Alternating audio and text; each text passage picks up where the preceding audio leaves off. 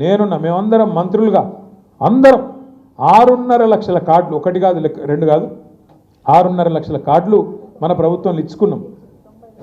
90,000 ఒక్క రంగారెడ్డి జిల్లాకి వచ్చినాయని చెప్పి ఇప్పుడు అక్క గుర్తు చేస్తూ ఉన్నారు. ఎందుకు చెప్తున్నా అంటే మనము రేషన్ కార్డు ఇచ్చుడేదో గొప్ప పని అనుకోలేము. మనం రొటీన్గా జరిగే వ్యవహారమే కదా. మీ సేవా సెంటర్లా లేకపోతే ఎంఆర్ఓ ఆఫీస్లా దరఖాస్తు పెట్టుకుంటే అయ్యే పని. దానికి రేషన్ కార్డుల పండుగ అని చెప్పి ముఖ్యమంత్రులు సభలు పెట్టి దానికి సన్నాయి నొక్కులు నొక్కాలని మనకు తెలియకపోయా.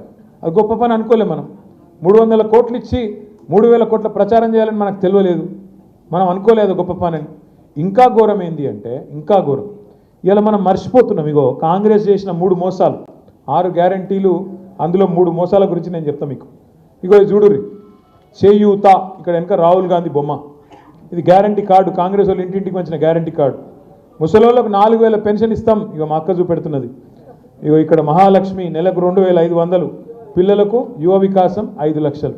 ఎంతమందిని మోసం చేశారు చూడిగో. ముసలోళ్ళకు 4,000 మోసం. ఇప్పటికి 20 నెలలు అయింది కాంగ్రెస్ ప్రభుత్వం వచ్చి. ఒక్కొక్క ముసలమ్మకు ఎంత బాకీ ఉన్నాడు రేవంత్ రెడ్డి? ఎంత బాకీ ఉన్నాడు లెక్కలు రావా?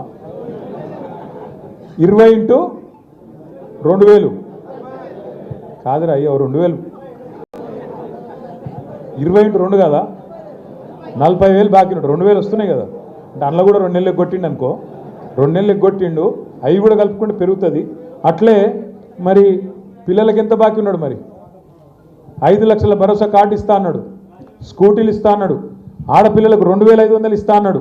మరి 20 నెలలు × 2,500 అంటే ఎంత? ఒక్కొక్క ఆడబిడ్డకి ఎంత బాకీ ఉన్నాడు? 50,000 బాకీ ఉన్నాడు. ఇది మనము ఎంత సిగ్గులేని వాళ్ళు అంటే ఈ కాంగ్రెస్ వాళ్ళు. ఇగో రాహుల్ గాంధీ ఫోటో పెట్టి గ్యారంటీ కార్డు, ఇది క్రెడిట్ కార్డు లెక్క ఇవ్వడం చూస్తే నిజంగానే మోసపోవాలి. నిజంగా చూడు, ఒక స్మార్ట్ చిప్ పెడితే ఇలా పోయి గీక్కోవచ్చు అన్న కథనది. అట్లా పెట్టి మొత్తానికి అందరినీ ఇగో మహాలక్ష్మి 2,500 అని చెప్పి రంగురంగుల కార్డులు ముద్రించి ఆయనత అరిచేతుల వైకుంఠం చూపెట్టి ఓట్లే ఎంచుకున్నారు. 20 నెలలు అయింది. ఏమైంది మరి 20 నెలల్లో? వికారాబాద్లో భూముల రేట్లు బాగా పెరిగినాయా? మీరు అందరూ అవద్దని చెప్తున్నారు, బాగా పెరిగినాయి. రేవంత్ రెడ్డి చెప్తుండు. ఇగో మీరన్నా తప్పు చెప్తుండాలా లేకపోతే రేవంత్ రెడ్డి అన్న తప్పు చెప్తుండాలా నాకైతే తెలియదు.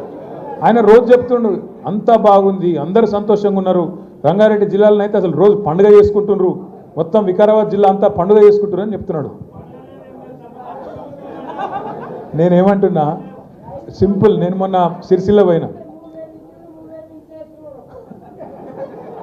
అది అట్లా కూడా పోయినాయి పైసలు.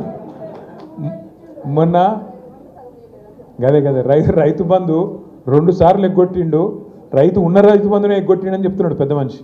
నేను మొన్న సిరిసిల్ల పోయినా, పోతే అక్కడ ఒక ఇట్లనే పెద్ద మనిషి రైతు వచ్చిండు. ఏం తాత ఎట్లున్నావు, బాగున్నావా, ఏం సంగతి అంటే, ఏం బాగుండు పాడైంది, అసలు పాలిచ్చే బర్రెని ఆయన తీర్చిపెట్టి తన్నే దున్నపోతుంది తెచ్చుకున్నాం, ఏం పాడైంది ఇది అంటే ఎంత ఒకటే మాటలు చెప్పిండు. 20 నెలల కాంగ్రెస్ పరిపాలన గురించి ఒకటే ముచ్చట్లు అందంగా చెప్పేసిండు. పాలిచ్చే బర్రెను పక్కకు పెట్టి ఎగిరి తన్నే దున్నపోతుంది తెచ్చుకున్నాం, ఏం చేయాలి అన్నాడు. అంతకంటే ఏం చెప్పాలి? నేను ఒక్క వర్గం అన్న మోసపోకుండా ఉన్నది ఆ కాంగ్రెస్ వాళ్ళ చేతుల్లో. ముసలోళ్ళకి ఏం చెప్పిండు రేవంత్ రెడ్డి గారు? కేసీఆర్ ఇంట్లో ఒక్కరికే ఇస్తుండు పెన్షను, నేను 2కి ఇస్తా. ఇంట్లో ముసలయ్య ఇద్దరుంటే 2కి ఇస్తా, 4,000 ఇస్తా, సోనియమ్మ చెప్పింది అన్నాడు. మరి ముసలోళ్ళు ముసలయ్యలు రేపు మీరు పోయి ఎంపీటీ సెలక్షన్ల జెడ్పీటీ సెలక్షన్ల వాళ్ళకి ఇట్లా కాళ్ళు మొక్కి మోసం గుర్తు చేయండి కాంగ్రెస్ పార్టీది. ఎవడన్నా కాంగ్రెస్ వాడు ఓటు అడిగేందుకు వస్తే అదే కట్ట మడత పెట్టి తప్పకుండా ఏం చేయాలో అది చేస్తారు. అట్లే రైతులు ఉరుకుండ్రి, 2 లక్షలు తెచ్చుకోండి, నేను సంతకం పెడతా అన్నాడు. 10,000 ఇస్తుండు కేసీఆర్, నేను 15,000 ఇస్తా అన్నాడు. బోనస్ ఇస్తా అన్నాడు. కౌలు రైతులుంటే కౌలుదారులుంటే కౌలుదారులకు ఇస్తా, అసలోళ్ళకి ఇస్తా, వాళ్ళకిచ్చి వీళ్ళకి ఎగబెట్టా, 2కి ఇస్తా అన్నాడా లేదా? ఇవి గ్యారంటీ కార్డులు అని చెప్పి ఇష్టం వచ్చిన ప్రచారాలు చేసి అలా వాస్తవం ఏంది? రైతు బంధు ఏక రైతు బంధు వేసి దానికే సంబరాలు చేసుకోవాలన్నట. ఏది 2 సార్లు ఎగ్గొట్టి ఇన్ని రోజులు సతాయించి నాట్లప్పుడు ఇవ్వకుండా ఓట్లప్పుడు వేసి ఇక ఓన్లీ పండుగ చేసుకోపోని అంటున్నాడు. కేసీఆర్ గారు 11 సార్లు వేసిండు మరి రైతు బంధు. ఒక్కసారన్నా ఇట్లా రాజకీయం చేసినామా మనం? రైతులకు న్యాయం చేసినామా లేదా అని ఆలోచించడం తప్ప రాజకీయము దాని ఓట్లకి ఎట్లా వాడుకోవాలి ఆ ప్రయత్నం చేయలే. వేయక 20 నెలల్లో ఒక్కసారి వేసి రైతు బంధు దానికంటే సంబరాలు చేసుకోండి. 300 కోట్ల వడ్డీ లేని రుణాలు ఇచ్చి సంబరాలు చేసుకోండి. ఇంకా బాకీ ఎంత ఉందో చెప్పరు.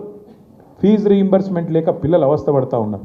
ఇవాళ వాళ్ళకి ఏం చెప్పిండి ఇదే రేవంత్ రెడ్డి, ఇగో 5 లక్షల కార్డు, 5 లక్షల క్రెడిట్ కార్డు ఇస్తాం మీ అందరికీ, స్కూటీలు ఇస్తా, 10వ తరగతి చదివితే ఇంత, 12వ తరగతి చదివితే అంత, డిగ్రీ అయితే ఇంత, పోస్ట్ గ్రాడ్యుయేషన్ ఇంత, పిహెచ్డి చేస్తే ఇంత అని లెక్కలు చదివిండు. ఎస్సీ ఎస్టీ పిల్లలకైతే 5 లక్షలు ఇస్తా అన్నాడు పిహెచ్డి చేస్తే. ఒక్కలకన్నా వచ్చిందా రాష్ట్రంలో? మా ఆడబిడ్డలకు చెప్పిండు తులం బంగారం ఇస్తా అన్నాడు. కేసీఆర్ ఏం చెప్పిండు? కేసీఆర్ గారు మన కళ్యాణ లక్ష్మి ఇస్తున్నాడు, కానీ పెళ్ళైనాక 6 నెలలకు వస్తుంది, మీరు లగ్న పత్రిక పెట్టుకోండి అక్క, నేను పంపిస్తా, తులం బంగారమే ఇంటికి పంపిస్తా అని చెప్పిండు. మరి అలా బంగారం షాపులు మూతపడ్డాయా? ముఖ్యమంత్రి గారికి పలుకుబడి తగ్గిపోయిందా? ఎవడేమన్నా ఇచ్చితందుకు లేదా? ఏంది బంగారం కూడా ఇప్పటివరకు పత్తా లేదు, అత్తా లేదు. ఏమన్నా అన్నావు అనుకో గట్టిగా, ఏమున్నదా? కేసీఆర్ అప్లపాలు చేసిపోయాడు, అందుకే నేను చెప్తలేను. వెనకటికి ఎవడో చెప్పిండు, ముఖం బాగాలేకనట్టు అద్దం బల్ల కొట్టుకుంటాడట. ముఖం బాగాలేక అద్దం బల్ల కొట్టుకున్నట్టు హిందీలో చెప్తారు చూడు, నాచ్ నాయే ఆంగన్ తేడా అని. నీకు చేతగాక, నువ్వు దద్దమ్మవయ్యి, నీకు ప్రభుత్వాన్ని నడిపే సమర్థత లేక, రాష్ట్ర సంపద పెంచే తెలివి లేక, మరి ఆనాడు కేసీఆర్ గారు కరోనాలో కూడా డబ్బులు ఇవ్వలేదా రైతులకు? మొత్తం పైసా, ఒక్క బుడ్డ పైసా లేదు ఆదాయం కరోనాలో వచ్చిందా రాష్ట్రానికి? లేదు. అట్లాంటి టైంలో కూడా పెన్షన్లు ఆగినాయా? కళ్యాణ లక్ష్మి ఆగిందా? కేసీఆర్ కిట్ ఆగిందా? రైతు బంధు ఆగిందా? జీతాలు ఆగినాయా? అన్నీ చేసుకుంటూ నడిపిండి కదా కేసీఆర్ గారు. ఎంత కష్టం ఉన్నా, ఎంత ఇబ్బంది ఉన్నా అన్నీ సదురుకొని ఒక పెద్ద మనిషిలాగా, ఒక తండ్రి పాత్రలో అందరినీ కలుపుకొని నడిచిండ్రు కేసీఆర్ గారు. నా ప్రార్థన మీ వికారాబాద్ జిల్లా సోదరులతోని ఒకటి, మనం పరిగిలో ఓడిపోయినాం. మహేశ్వర్ రెడ్డి గారు బ్రహ్మాండంగా పనిచేసిండు. వికారాబాద్లో ఓడిపోయినాం. ఆనంద్ గారు బాగా పనిచేసినా అక్కడ మరి ఏ కారణం చేతనో స్వల్ప తేడాతోని అక్కడ కూడా ఓడిపోయినాం. తాండూరులో కూడా తక్కువ మెజారిటీతోని అక్కడ కూడా ఓడిపోయినాం. మన వికారాబాద్ జిల్లాలో మళ్ళీ తిరిగి అట్లాగే కొడంగల్లో కూడా మనకు కొంత నష్టం జరిగింది. ఈసారి వికారాబాద్ జిల్లాలో ఒక్క సీటు కూడా కాంగ్రెస్